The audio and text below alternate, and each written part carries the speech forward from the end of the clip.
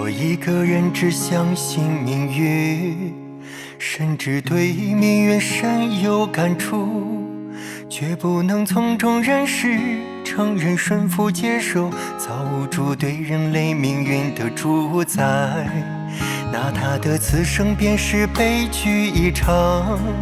依旧是百祸一时，空虚一场，依旧不能归附在造物主的权下，成为真正的受造人类，被造物主认可。真正对造物主的主宰，有认识有经历的人，他的清醒应该是积极的，并不是消极无奈的，而是在承认了一切都是命中注定的同时，在心里对人生对命运也有了一个准确的定义。人的一生都在造物主的主宰之下。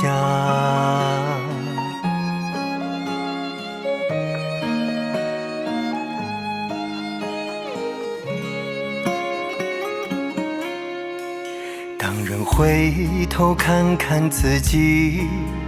看看自己走过的路，回顾自己所度过的人生的每一个阶段，看到了每一步无论走的是艰辛还是顺利，都是神在引领着，神在安排着，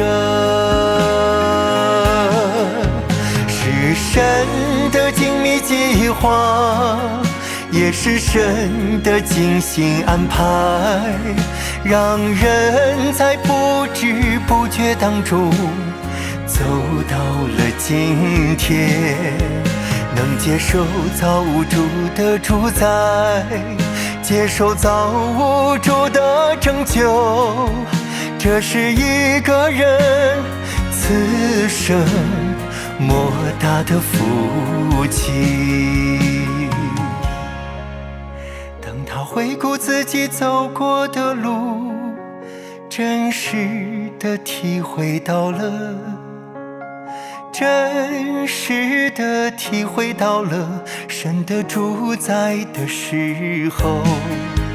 他便有了更真实的愿望，要顺服神所安排的一切，也更有决心有信心，让神摆布他的命运，摆布他的命运不再被你审。